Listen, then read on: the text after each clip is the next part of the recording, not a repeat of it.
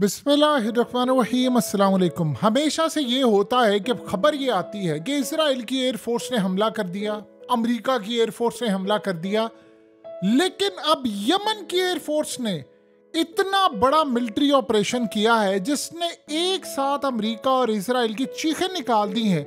और आप इमेजिन कीजिए कि एक साथ ऑपरेशन हुआ है, एक साथ जो यमन की एयरफोर्स ने एक साथ ऑपरेशन किया। ये 24 घंटे गुजरने के बाद है कि जिसमें उन्होंने अमेरिका का ड्रोन मार गिराया। अब सोचिए जरा कि जब आप किसी भी मुल्क की एयरफोर्स का ड्रोन गिरा दें और उसके बाद जहाज तबाह कर दे, तो आप ये सोचते हैं कि जी अगला हमला तो शायद हो सकता है हफ्ते बाद हो। उन्होंने 24 घंटे नहीं गुजरे और इतना खतरनाक हमला कर दिया है, जिसमें इतना बड़ा ऑपरेशन था, ये मिलिट्री ऑपरेशन, जिसमें उन्होंने कई ड्रोन से अमेरिका के वॉरशिप पर हमला किया है। ये पहली मर्तबा हुआ है कि इतने सारे ड्रोन्स अमेरिका के बहरी बेड़े पर जाकर उन्होंने मिसाइल मारे हैं रेड सी के अंदर। जिससे नुकसान क्या हुआ है ये तो अमेरिका बताएगा तो दुनिया को पता चलेगा। उसके अलावा उन्होंने जो इंटरेस्टिंग काम किया है कि अमेरिका के शिप पर मिसाइल मारे हैं, अमेरिका की चीजें तबाह की हैं।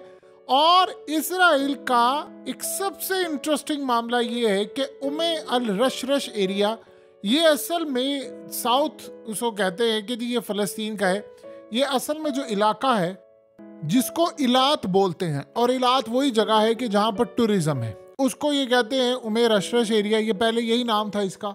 और इंटरेस्टिंग मामला ये है कि वहाँ पर इलात में ऑलरेडी भूत इस वक्त आए हुए हैं, क्योंकि वहाँ पर कोई जाने को तैयार नहीं है। और ये जगह पूरी दुनिया के अंदर इतनी पसंद की जाती थी। वहाँ पर उन्होंने मिलिट्री ऑपरेशन किया, वहाँ पर मिसाइल और ड्रोन्स मारे हैं। और सोचिए ज़रा कि यहाँ पर मामला नहीं रुका, उन्होंने साथ इजराइल का एक शिप भी उड़ा दिया है।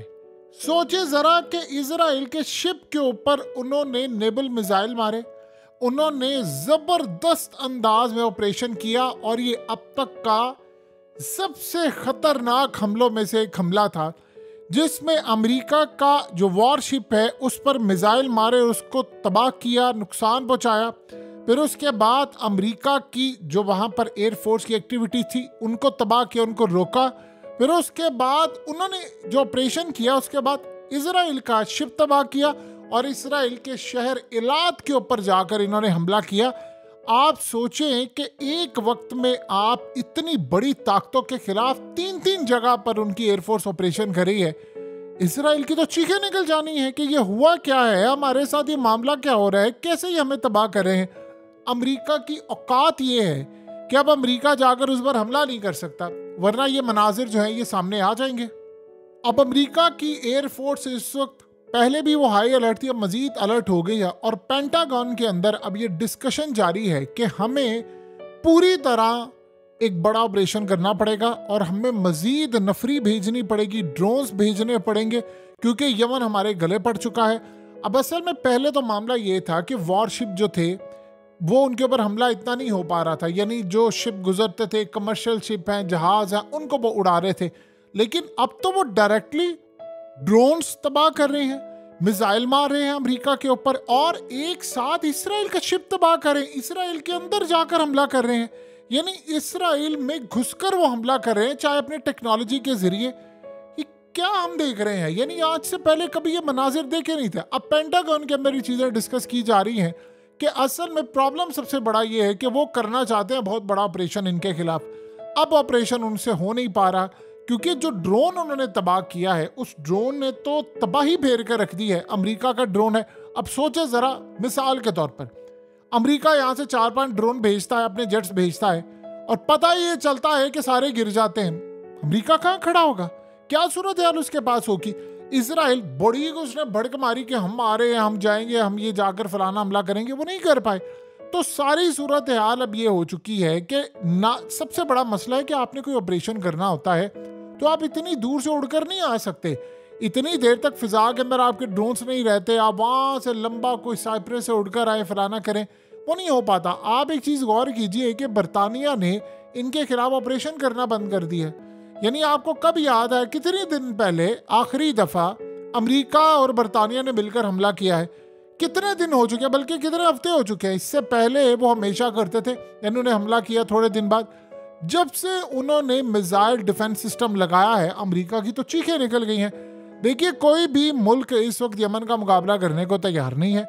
सबसे बड़ी वजह ये होती है कि आपको करीबी जो इलाके होते हैं, जो ममालिक है, वहाँ से आपको अड्डे मिलते हैं। अमेरिका ने हमेशा काम ये किया कि पूरे के पूरे मिडिल ईस्ट में, यमन के सामने, आगे पीछे, दाएं बाएं, हर जगह पर उन्होंने अड्डे बनाकर अपने रखे हुए थे। ये बात तो अमेरिका को कभी पता नहीं थी कि एक टाइम ये आ जाएगा कि हमें उन अड्डों को इस्तेमाल नहीं करने दिया जाएगा।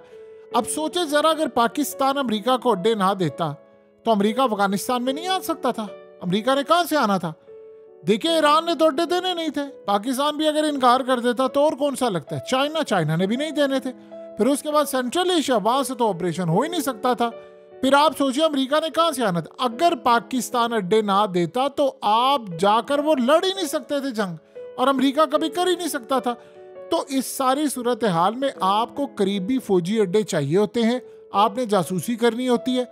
कुछ ऐसे आपके जो डिफेंस सिस्टम होते हैं, हथियार होते हैं, आपका पूरा नेटवर्क होता है, वो करीबी बेसिस पर होता है। अमेरिका ने सारा काम करके रखा हुआ था, लेकिन ये तो अमेरिका को नहीं पता था कभी कि एक टाइम ऐसा आ जाएगा कि उसको ये ममालिक इनकार कर देंगे कि आप हमारा मिलिट्री बेस का कोई भी हिस्सा इस्तेमाल नहीं कर सकते, और अमेरिका को रिस्ट्रिक्ट कर दिया कि ना जासूसी, ना हमला, ना कुछ।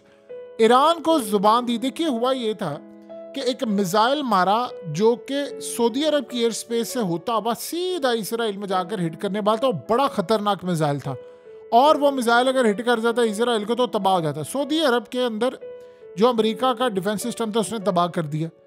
उन्होंने बाद में ये बात की, ईरान को पैगाम पहुंचाया। उन्होंने कहा, देखिए, हम इस जंग के अंदर है न्यूट्रल। अगर इसराइल ने प्लान फिर बाद में किया था कि वो एयर स्पेस इस्तेमाल करेंगे सऊदी अरब की और वो यमन पर हमला करेंगे, इन्होंने इसराइल को भी मना कर दिया। इन्होंने ईरान को बाद में पैगाम पहुंचाया कि देखिए, ना तो हम यमन के खिलाफ इसराइल को अपनी एयर स्पेस इस्तेमाल करने देंगे, ना इसराइल के खिलाफ हमारी एयर स्पेस को इस्तेमाल हो। आप लोगों ने लड़ाई करनी है, आप करें, हम इसराइल की एक्टिविटी की मजम्मत करेंगे, आप लोग जो करना है आपने करें, लेकिन एयर स्पेस हमारी इस्तेमाल नहीं होगी। उन्होंने कहा ठीक है। अब इस सूरत हाल में सबसे बड़ा जो झटका लगा था वो इसराइल को लगा था। अब प्रॉब्लम यह है कि इसराइल ने कहा कि हमने हुसियों को नहीं छोड़ना। अब वो इतनी दूर से उड़कर नहीं आ सकते थे, वो इंटरनेशनल वाटर से जाए, फलाना जाए, वो हो ही नहीं पाता, वो हमले का कोई जवाब ही नहीं है। उन्होंने इसका हल ये फिर निकाला कि अमेरिका को बुलाया। अमेरिका को कहा नहीं तुम आओ। अमेरिका ने हुसियों के खिलाफ ऐलान जंग कर दिया। अब अमेरिका ने जब ऐलान जंग किया तो अमेरिका को क्या पता था कि उसके बाद अमेरिका को भी वो मना कर देंगे सारे कि भाई आपने मिलिट्री बेसिस नहीं इस्तेमाल करनी। अब अमेरिका खड़ा है। अब तो हालत ये हो चुकी है कि डेली बेसिस पर वो अमेरिका के वॉरशिप को तबाह करें। ये अमेरिका के लिए इतनी बड़ी मौत है कि आप सोचिए ज़रा कि अब वो अमेरिका के जितने वॉरशिप हैं, बहरी बेड़े हैं, उनको चुन चुन कर निशाना बना रहे, और वो पीछे नहीं हट रहे। वो कह रहे हैं कि हम हर रोज़ हमला करेंगे, हर रोज़ करेंगे। आपने एक दिन ड्रोन गिराया हो और उसके बाद आप सोचते हैं कि यार हमने इतनी कामयाबी हासिल कर ली, हम कोई हफ्ता इंतजार करें। उन्होंने काम ही नहीं किया ऐसा, उन्होंने वेट ही नहीं किया। उन्होंने इलाक में मिसाइल दाग दिए, ड्रोन्स मार दिए, वहां पर इसराइल की बिल्डिंग्स लर्रा-सूटी के हमारे अंदर जाकर इन्होंने हमला कर दिया है, घुसकर मारा है। तो आप सोचिए ज़रा कि उसके बाद उन्होंने इसराइल का शिप भी उड़ा दिया, अमेरिका का वॉरशिप, उसके ऊपर भी मिसाइल दाग दिए, और उनकी ड्रोन बोट्स भी उन्होंने रवाना की हैं कि जाओ मार कर आओ अमेरिका को। आप बताइए कि इतनी करेज चाइना के पास है, इतनी करेज किसी और मुस्लिम कंट्री के पास है, रशिया के पास नहीं है। जो मर्जी आप कह रहे कि रूस का मुकाबला, ये बड़ी ताकतें आपस में लड़ाई नहीं करती, ये छोटी छोटी ताकतों के जरिए करती हैं। लेकिन ये तो किसी ने नहीं सोचा था कि एक टाइम आएगा कि छोटी ताकत बड़ी ताकत से भी आला हो जाएगी। अब अगला मरहला क्या है? अगला मरहला अब ये है कि अब ये प्लान कर रहे हैं कि हमने कोई बड़ा ऑपरेशन करना है, और उस बड़े ऑपरेशन के लिए हमें अपनी स्ट्रेटजी बदलना पड़ेगी। अमेरिका के लिए दर्द सर बात ये बन गई है कि पहले वो आकर 2-3 दफ़ा उसने हमला किया, अब इनके पास आ गया एयर डिफेंस सिस्टम। असल में वो बार बार ये हमला क्यों कर रहे हैं? आप देखिए ना कि आप थोड़े दिन बाद कर देते हैं, वो हमला बार बार कर रहे हैं। वो चाह रहे हैं कि अमेरिका है हम पर हमला करने के लिए। इस चक्कर के अंदर उनके जो डिफेंस सिस्टम है वो इंस्टॉल हैं, अब प्रॉब्लम यह है कि अमेरिका को इस वक्त कोई इंटेलिजेंस मालूमात नहीं मिल रही, ना जमीन से, ना टेक्निकल, ना ह्यूमन इंटेलिजेंस, ना एयर इंटेलिजेंस, किसी तरह की कोई इंटेलिजेंस मालूमात नहीं। एक ड्रोन भेजा था उन्होंने MQ-9 रिपर, और वो आप देख सकते हैं उन्हें तबाह कर दिया। और उससे भी ज्यादा बुरी बात यह हुई अमेरिका के लिए कि उस ड्रोन को तबाह करके उसके जो पार्ट्स हैं, टुकड़े हैं, वो चाइना को मिल रहे हैं, वो ईरान को मिल रहे हैं, वो वहां पर जा रहे हैं। अब बताइए कि इस्राइल के शिप भी नहीं बच पा रहे। बरतानिया आया था हमला करने के लिए, बरतानिया के शिप भी तबाह हो रहे हैं, लेकिन बरतानिया ने बाद में जरूरत नहीं की। अब ये सूरत हाल हो रही है, बरतानिया में डिस्कशन ये हो रही है कि वो ओपनली ऐलान कर दें कि भाई हम अमेरिका के साथ इस ऑपरेशन में नहीं है, तो यमन के साथ सुलह का मामला हो सकता है। इंडिया ने बड़ी कोशिश की थी, अमेरिका ने बड़ी कोशिश की कि इंडिया को किसी तरह लगा दें कि इंडिया तुम जाओ और इन पर हमला करो। इंडिया ने कोशिश की, यमन ने, उन्होंने सिर्फ इतना बयान दिया कि हमारी एयरफोर्स सारे कुछ देख रही है, मिसाइल हमारे रडार पर आ रहे हैं, जब मुनासिब वक्त होगा तो हम इसको रोक भी लेंगे। अभी उन्होंने कहा ठीक है, अभी इतनी बात है। अमेरिका ने बहुत सारे ममालिक का हर दफ़ा स्टेटमेंट में बहरीन समेत नाम लिखता है कि जिसने मजम्मत की, फलाना किया, और हमने जो ऑपरेशन किया वो हमारे साथ थे। अभी तक जब शवाहिद आते हैं तो पता ही चलता सिर्फ 2 मुल्क थे, और वो बरतानिया, और बाकी अब कोई भी आगे आने को तैयार नहीं है। अब अमेरिका के पास लास्ट ऑप्शन क्या बचती है? लास्ट ऑप्शन ये बचती है कि या तो इस खित्ते से चला जाए, और इसके बाद लास्ट ऑप्शन ये एक आ सकती है कि वो बड़ा कोई ऑपरेशन करे, उनके एयरफोर्स के तैयारे आए, चीजें आए। लेकिन सवाल यहां पर यह पैदा होता है, यही तो बात चाह रहे हैं यमन वाले कि अमेरिका लेकर आए अपने तैयारे। देखिए, आप अपना B-1 बॉम्बर लेकर आए, आप लेकर आए अपने B-52 बॉम्बर को भी, आप लेकर आए अपने F-35 को। अब उन्होंने अगर गिरा दिया, सोचे जिन्होंने MQ-9 रिपर ड्रोन 1000 करोड़ रुपए का ड्रोन गिरा दिया है, क्या वो ये नहीं गिरा सकते? क्या उनके पास इतनी ताकत नहीं है? वो गिरा सकते हैं। यमन तो इंतजार में बैठा हुआ है कि इनका F-35 गिरा है, और F-35 जिस दिन गिरेगा आप देखिएगा लॉकहीड मार्टिन के शेयर जमीन पर आ जाएंगे। भारत ने जब F-35 मांगा अमेरिका से, तो आप जानते हैं उन्होंने क्या जवाब दिया था? ये आज से 3-4 साल पहले की बात है। उन्होंने कहा भारत अभी इस काबिल नहीं हुआ कि हम इतने खतरनाक तैयारे उनको दे दें। अगर आपने ये लेने हैं तो आपको अपनी एयरफोर्स का स्टैंडर्ड बढ़ाना पड़ेगा, फिर अप्लाई करें, फिर देखेंगे। और लेट्स से आज अगर भारत कहता है कि हमें F-35 चाहिए, तो आप जानते हैं कब डिलीवरी मिलेगी? जाके 2028 या 2029 को। और अभी तक दूर दूर तक भारत अप्लाई करता हुआ नजर नहीं आ रहा। कोशिश उसकी पूरी है, इसीलिए तो उसने राफेल और बाकी सारी चीजें ली। अब सोचिए जरा कि इतना सेंसिटिव मामला है, और F-35 की क्या क्वालिटी है, क्या स्पीड है, क्या सब कुछ है। अब F-35 आप ले जाते हैं यमन पर हमला करने के लिए, और आप अपना तबाह करवाते हैं, और मलबा चाइना तक पहुंच जाता है, क्योंकि जैसे MQ-9 रिपर ड्रोन का पहुंचा है, अब वो उनके पास है तो वो तबाह करके वहां पहुंचा देते हैं। अमेरिका की क्या साख रह जाएगी?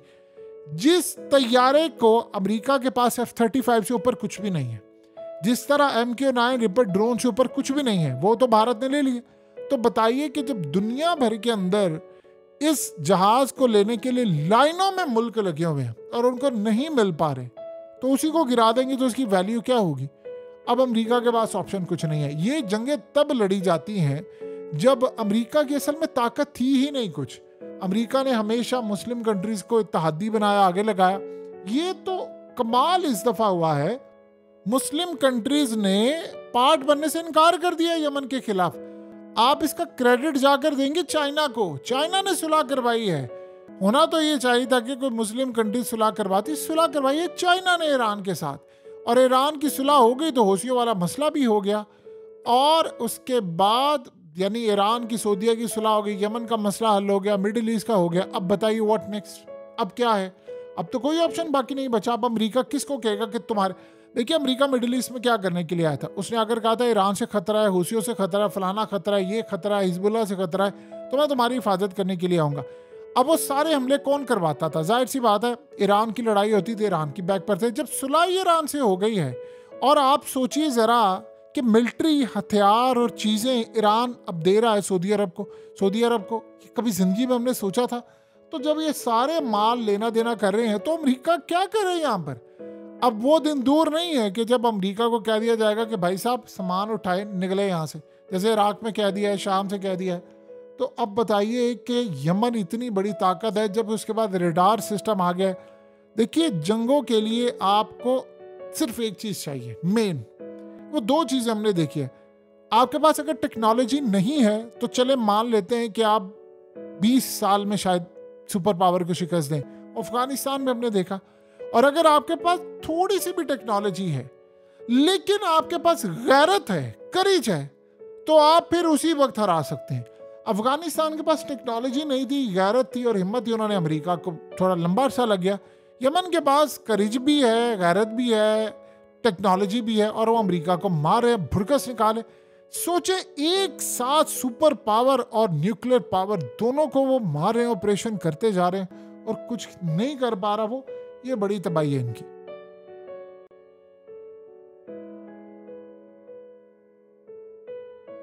हकीकत टीवी को सब्सक्राइब करना मत भूलें, वीडियो को लाइक करें, शेयर करें और कमेंट सेक्शन में अपनी राय का इजहार जरूर करें।